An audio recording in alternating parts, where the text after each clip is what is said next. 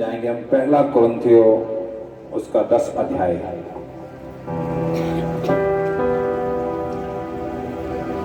और उसका 14 वचन।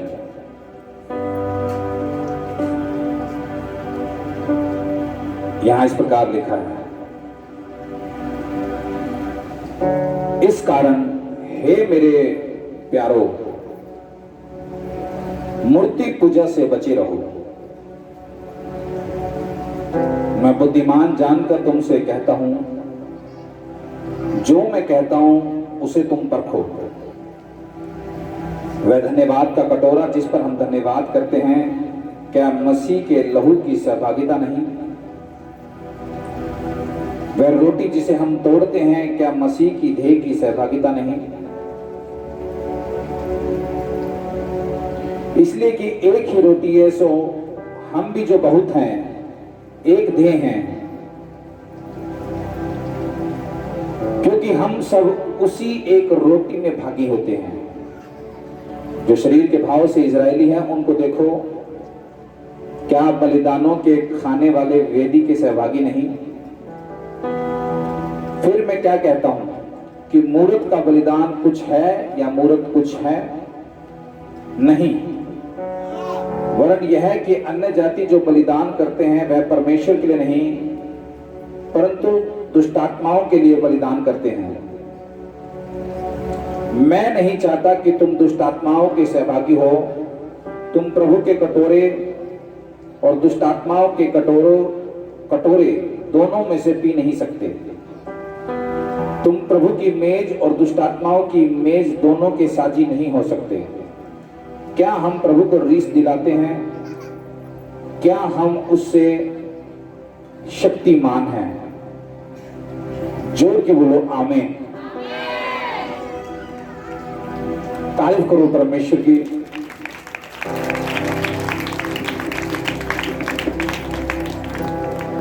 पहला ही वचन यहां पर ऐसा है कि लिखा है कि हे प्रभु के प्यारो, तुम मूर्ति पूजा से बचे रहो।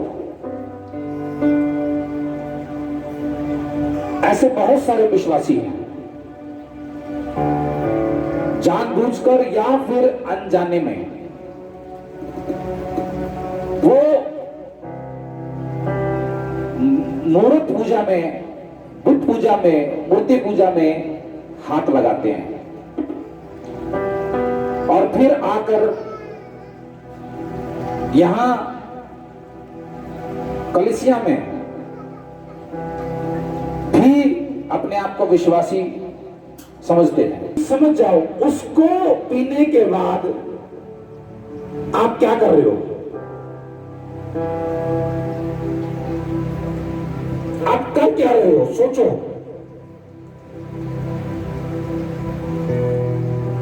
प्रभु का वचन बताता है कि वो मसीह में, उसकी देह में आपकी सहभागिता है।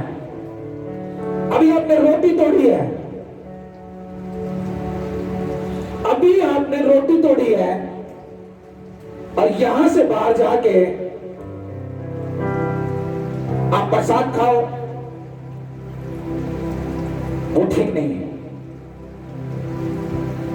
यहां से बाहर जाके आप दुनिया भर के त्योहार बनाओ।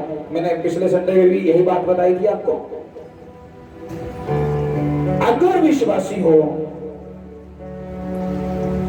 फिर ये राखी पोची बंधवाने का काम आपका नहीं है। ये बहुत हुआ तमाशा, इसको बंद करो। सारा साल होता है अपनी बहन को समझाने के लिए, अगर वो विश्वासी नहीं है समझाओ। ये डरना बंद करो अपने घर वालों से। तुम घर वालों से डरते हो, बाहर वालों से क्या लड़ोगे? शैतान से क्या लड़ोगे? आत्मिक दम होना जरूरी है शारीरिक दम से ज्यादा।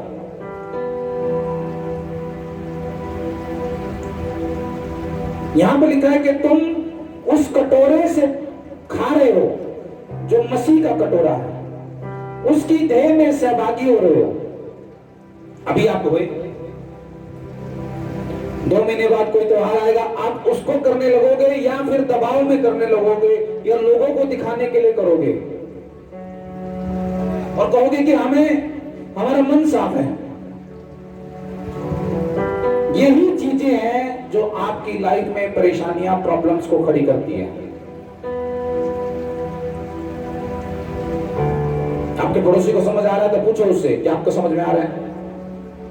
यही बातें हैं जो आपको परीक्षाओं में खड़ी करती हैं।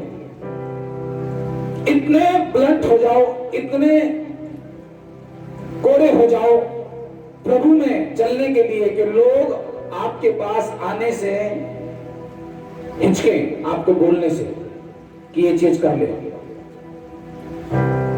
लोगों को मालूम होना चाहिए कि ये खरा है, अपने वचन का खरा है, अपने विश्वास का खरा है, अपने प्रभु का खरा है।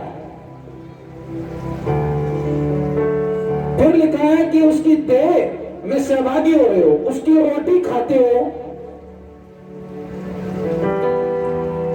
फिर आप बाहर जाके उल्टा काम नहीं कर सकते।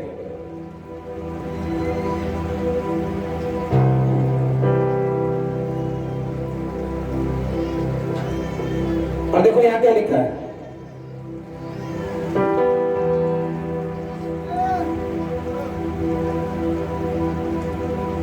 मैं क्या कहता हूं कि मूर्ति का बलिदान कुछ है या मूर्त कुछ है? वो कहता है कि नहीं। अन्य जाति को, यहां बाइबल में लिखा है कि मूर्त भी कुछ नहीं है, उसके सामने जो बलिदान चढ़ाया गया वो भी कुछ नहीं है। अन्य जाति को बलिदान करते हैं वे परमेश्वर के लिए नहीं परंतु दुष्ट आत्माओं के लिए बलिदान करते हैं कि तुम दुष्ट आत्माओं के सहभागी हो।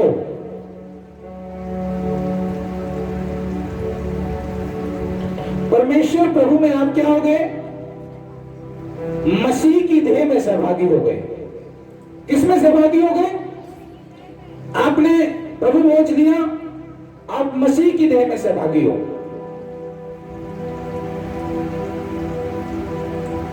आप परमेश्वर की चुनी हुई प्रजा हो। मैं पिछले संडे शादी विवाह के बारे में बता रहा था और ये संडे में आपको कुछ जरूरी बात बता रहा हूं कि मसीह लोग, विश्वासी लोग अंधकार के कामों में हाथ ना लगाओ। मूर्तियों के सामने चढ़ाया हुआ प्रसाद, वो बाइबल में लिखा है कि वो बलिदान है उन लोगों का, अपने विश्वास के अनुसार वो काम कर रहे हैं। आपके विश्वास को बाइबल ये कहती है कि तू ये काम नहीं करेगा। वो दुष्ट आत्माओं के सामने बलिदान चढ़ाया जा रहा है कि तुम दुष्ट आत्माओं के सहभागी हो जाओ। जब तुम उसको खाती हो, जब तुम उसको लेते हो, उसको हाथ भी लगाते हो। हालेलुया।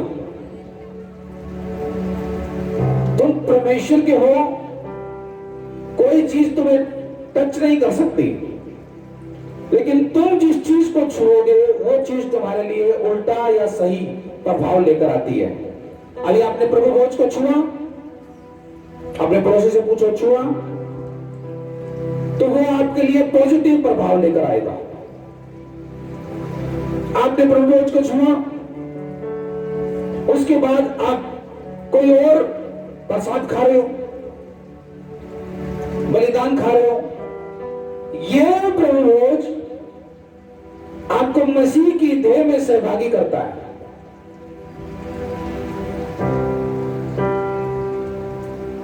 एक हमारी बहन राखी वाले दिन गई, अपने भाई को राखी बांधी, टीका भी लगा दिया और अगले दिन से बीमार है, 4 दिन हॉस्पिटल में।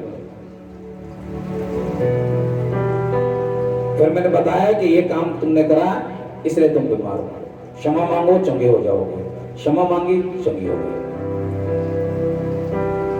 पर कोई तमाशा थोड़ी है कि आप हर साल बांधो और बंधवाओ। विश्वासी तुम्हारे पास क्या करने आता है,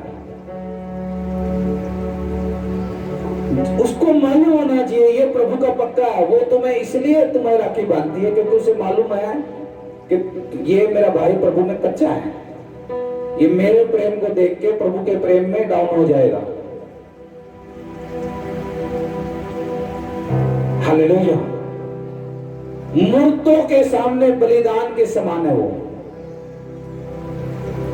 फिर आगे देखो क्या लिखा है,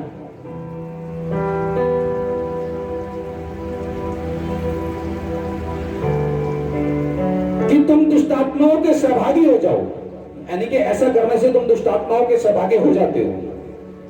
तो लिखा तुम प्रभु के कटोरे और दुष्टात्माओं के कटोरे दोनों में से कोई बोले नहीं पी सकते।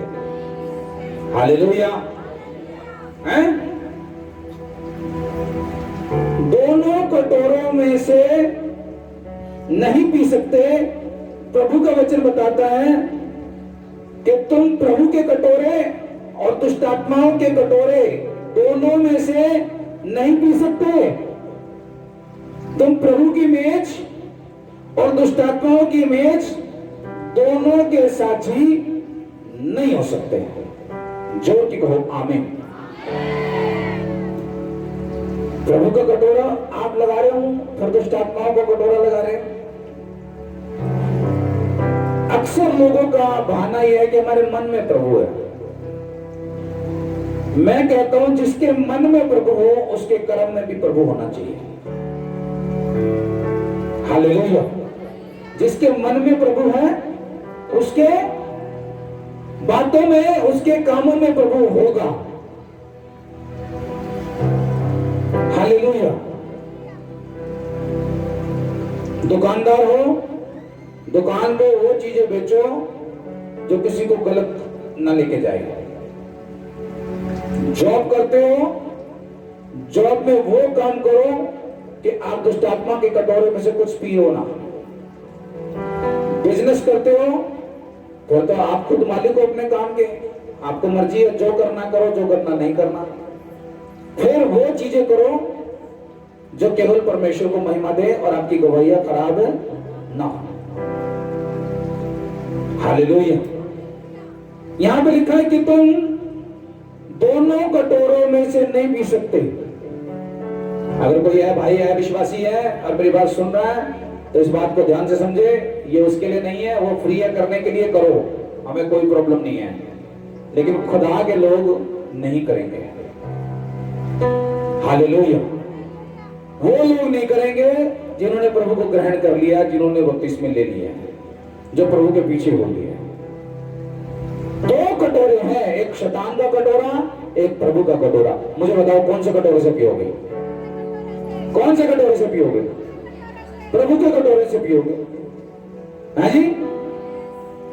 दोनों कटोरे से अल्लाह शैतान चेक करूंगा आज कैसा बनाया है, अल्लाह प्रभु चेक करो।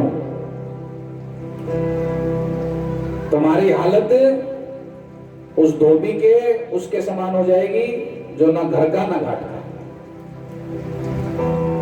क्योंकि तुम दोनों कटोरे से पी रहे हो। हालेलुया। दोनों कटोरे से नहीं पीना। यीशु के हो तो प्रभु के कटोरे से पियो। मरो चाहे जियो। बाइबल में लिखा है कि मरना मेरे लिए क्या है? लाभ है, लाभ। आप बोले जी मरना कैसे लाभ हुआ? मरना लाभ ऐसे है कि आप पूरा पूरा परमेश्वर के पास जाओगे फिर।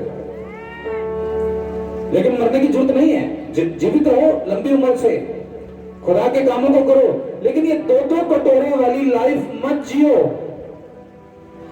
डबल स्टैंडर्ड नहीं, डबल लेवल्स नहीं, डबल मास्टर नहीं, डबल कटोरे नहीं। मेरी बात समझ में आ रही है तो जोर की बोलो आमीन। हालेलुया। कुछ बहनें घरों में काम कर रही है, प्रॉब्लम उनके लिए ज्यादा है। कुछ मैंने इतनी बहनें पक्की देखी है, किसी के घर में भी काम करती हो, उस घर में लोगों को पता भाई ये हमारे घर में काम करने आती है लेडी, लेकिन ये यीशु मसीह को मानती है, हमारी दी हुई फ्री की चीज भी नहीं लेगी अगर ये दुष्ट आत्माओं के सामने चढ़ाई गई है। फ्री की चीज भी नहीं देगी। मैं कह रहा हूं फ्री में तुम्हें कोई सोना भी दे देना, हीरे भी दे दे, ले भाई ये हीरो का हार है, और किसी चीज के ऊपर से वार के तुझे दे दे, आप उसे टच नहीं कर सकते हो यीशु मसीह के नाम से। आपको जरूरत नहीं है। हालेलुया। जिस दिन परमेश्वर ने तुझे पहनाना होगा उस दिन परमेश्वर तुझे पहनाएगा, उससे ज्यादा पहनाएगा। हालेलुया। और नहीं पहनोगे तो कोई मर नहीं जाओगे। ये बातें मेरी ध्यान रखो कि परमेश्वर ने आपको अलग रखा है। रेडी लगाई, बोर्ड लगाई, बत्ती लगाई, क्या बात कर रहे हो भाई? कुछ ज्यादा है, कुछ करने का मन आता है तो यहां से तेल ले जाओ, वो छिड़क लिया करो। और मैं कह रहा हूं उसकी भी जरूरत नहीं है। हाथ रखो अपने गले पे, यीशु के नाम से बरकत होगी। कोई दुष्ट मेरी दुकान पे, मेरी रेडी पे चढ़ने वाला नहीं है। हेलो, जिंदा परमेश्वर की बातें हो रही है यहाँ पर। टोने करवाऊंगा क्या आपसे मैं? हालेलुया। इन चीजों से तो निकले ही बाहर। ये बात समझ जाओ।